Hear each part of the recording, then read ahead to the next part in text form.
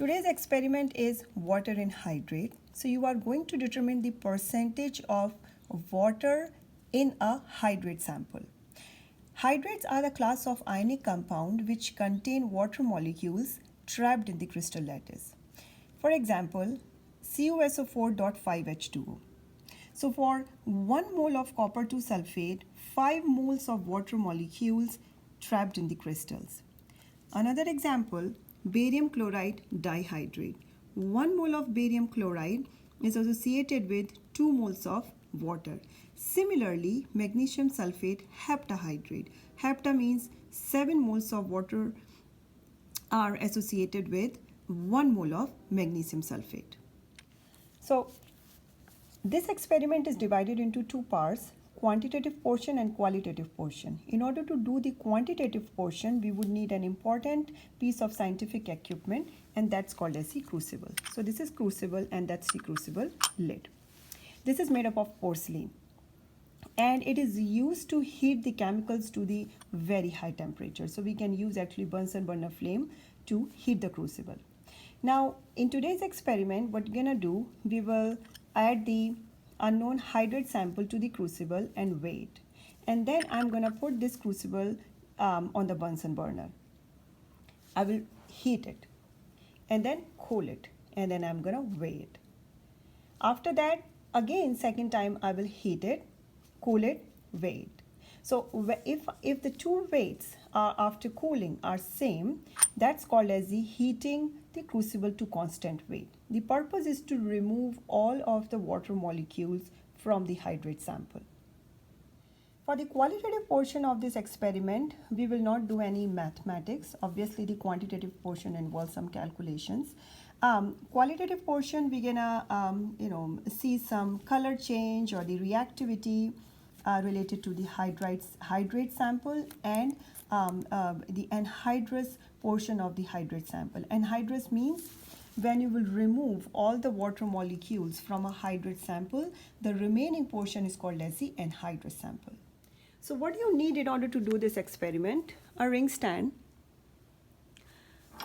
utility clamp, iron ring, cooling pad, clay triangle, wire gauge, crucible, large test tube, conical flask, small test tube, hydrate sample, copper 2 sulfate pentahydrate, then cobalt chloride paper. Cobalt chloride test paper, this is kept in desiccator so that it won't absorb the moisture. So now I'm going to weigh the taking the mass of the crucible and the crucible lid. It's empty. Make sure you just wipe it off with the help of the paper towel, dry paper towel, and the paper towel should be clean, right? So if anything is there, just clean the crucible. You are not gonna wash it or anything because you are going to add hydrate sample to it, so you don't want to add any other water into the crucible.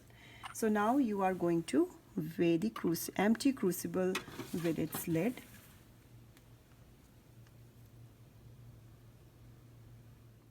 Now from this point onwards, I'm going to handle the crucible with the help of the crucible tong. See that this also you can write in the list of the materials used. Crucible tong. This looks like this. And because we already took the mass of the crucible, so we don't want to add any contamination or anything to the crucible which will add to its mass.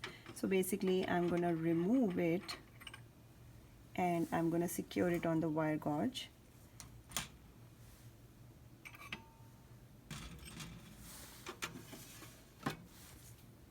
I'll tear it one more time.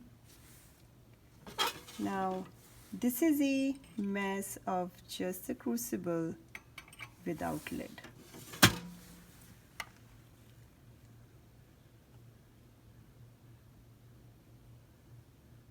It is important to take the mass of the crucible without the lid because it might happen during the experiment if the lid falls and it breaks.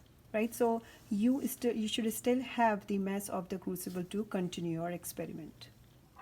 Now I'm gonna use the crucible tongue in order to transfer my crucible to the wire gauge, and also just use the tongue in order to place the lid. And that's how you can take it to your benchtop. So this is the empty crucible with the lid. Now I'm going to transfer my unknown hydrate sample to it. So this is the final mass of the crucible and the crucible lid and the sample. So I added between 2 to 3 grams of the unknown, and so that's the mass. Now our sample and setup is ready for the heating for the first time, and first we're gonna do the gentle heating. So you can see the setup. The hottest part of the flame, which is the inner cone, tip of the inner cone, is basically about 4 inches from the crucible. I haven't kept the crucible yet, but that's the setup, right? So I just lit the Bunsen burner, use the striker, everything what you have seen in the previous lab. Now, so with the help of the crucible tongue, I'm gonna place the crucible.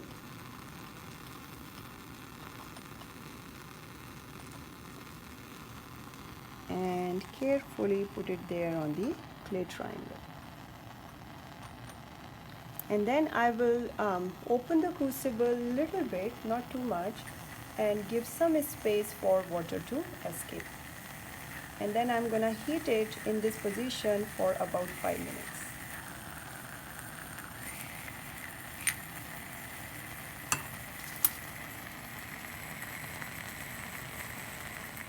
So now the time for the first strong heating. You can see the hottest part of the flame is right below the crucible. So we're gonna heat it in this position for about 12 to 15 minutes, and you can see the crucible in the clay triangle is red hot. Now, so you are dealing with the Bunsen burner in this lab, so make sure your eyes should be covered with the safety goggles, and you should be wearing the comfortable clothes, and if you have long hair, those needs to be tied. So it's now 15 minutes. I turned off the Bunsen burner. I'm going to close the lid of the crucible completely. Now I will transfer the crucible carefully on the cooling pad. Cooling pad I secured on the wire gauge just in case, and then I will let it sit for about 10 minutes, and then I will record the mass. So this is actually the mass of the crucible lid, and it has sample inside after the first heating. So I got the sample from the benchtop to the balance with the help of the cooling pad and the wire gauge. Use this crucible tongue to transfer the crucible onto the balance pan, and that's the mass. Now the sample is under second heating. So everything is same as of the first heating. We're gonna heat the sample for again about 12 to 15 minutes. Again cool it down and record the mass. Now this is after second heating. I turn off the Bunsen burner. I'm gonna remove the crucible from the clay triangle, put it on the cooling pad, and then again I will record the mass. So this is the mass of the crucible lid and the sample after second heating. So you can note down the reading.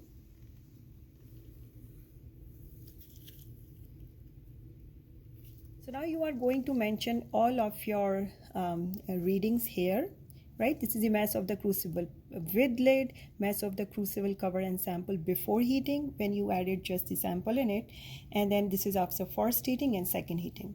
Third heating, you don't have to go every time for the third heating. It is when it's really needed. So the difference between second and first heating is actually less than 0.050 grams. So you don't have to go for the third heating. So when you will do the calculations, you will come to know that difference was less. So I didn't go for the third heating. Here you're gonna write the mass of the original sample. So you need to figure out this mass of the original sample from the these calculations basically.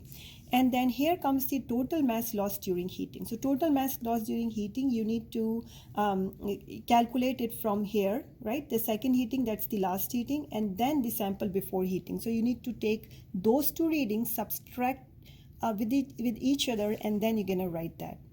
Then you would calculate the percentage of water in hydrate. So for that, you have to first of all see that how much mass it remains after heating, divided by the mass of original sample multiplied by 100. Make sure you show all the calculations.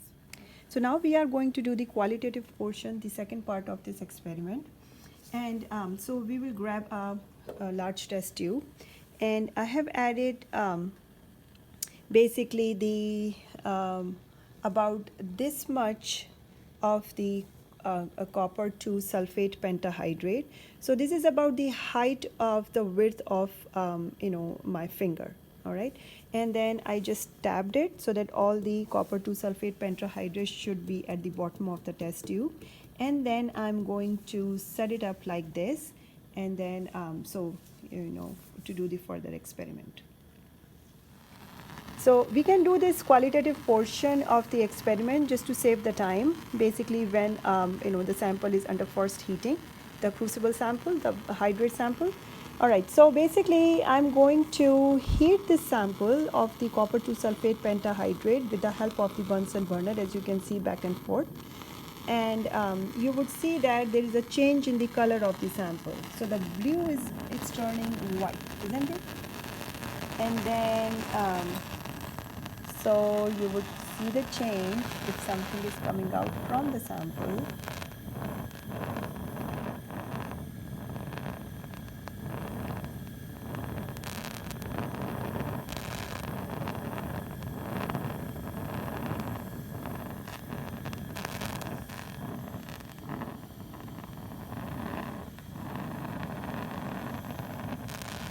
You can see some moisture in the large test tube.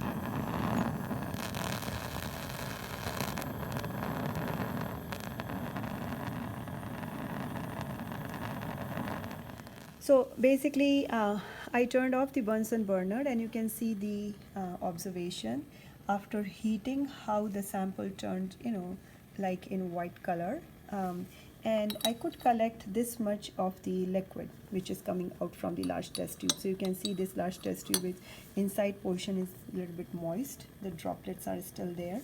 So the water fall down here, and it's about like, between 0.5 to 1 milliliter. So now I have removed the residue after heating, right, the copper 2 sulfate pentahydrate, and I took it out on the watch glass, as you can see. So this is the liquid in the receiving tube. You already seen it before, right? And this is the DI water. So you can see the appearance of both one more time. This is the liquid from the receiving tube after heating the copper 2 sulfate pentahydrate, and this is water. You can mention these two readings or appearance on this page of the lab manual, which says liquid in receiving tube and then deionized water.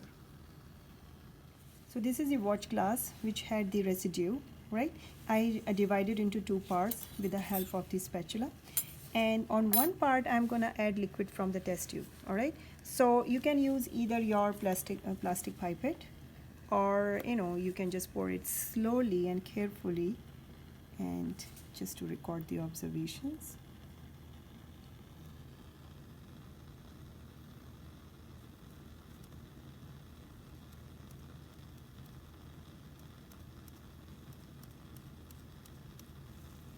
Second, I am adding DI water. This is DI water. I'm going to add at the white portion, as you can see.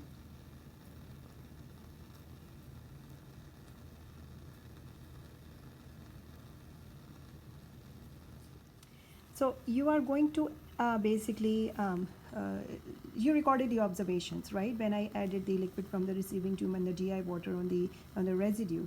So you are going to mention those two readings here, liquid from the receiving tube and the deionized water. So we are done with the copper 2 sulfate pentahydrate qualitative portion. So I'm going to dispose of this waste, which is a solid waste, into the solid waste beaker.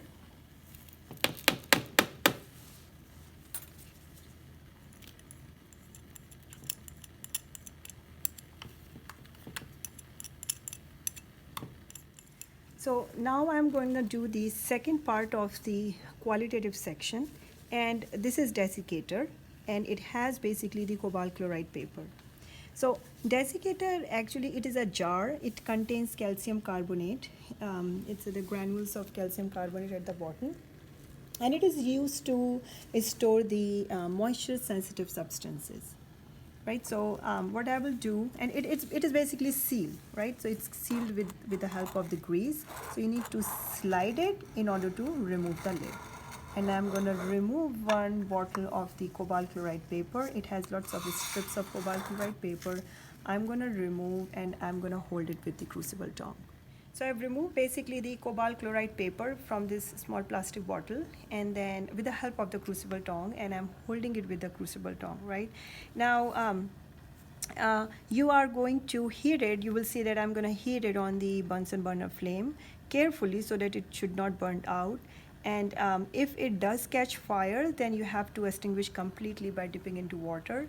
And then you're not going to leave this strip into the sink. You can see the color of the cobalt chloride paper without heating it, right? And then you have to keep it really above the flame. And then it will immediately change the color, and you can see it's now blue in color. I'm going to add, add one portion the DI water and the other portion the liquid from the receiving tube, and just note down the observations. So this is the DI water.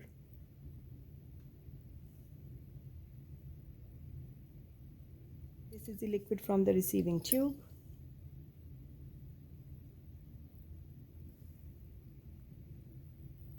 Now I'm going to throw this, cobalt chloride paper into the solid waste. And liquid from the receiving tube, I'm going to pour it right there. And you have to answer the post-lab question. The first question is related to our qualitative portion. All right. Second and third questions, they are related to the quantitative portion. In fact, the third question is exactly what you did in the lab. So this is the mass of the hydrate that you took off in the crucible, and then you heated it. And after the end of the experiment, basically this much was left in the crucible, right? So how much mass was evaporated, or how much water was evaporated, that will give you the percentage of water in hydrate. It's all basically in the experiment number 6, water in hydrates.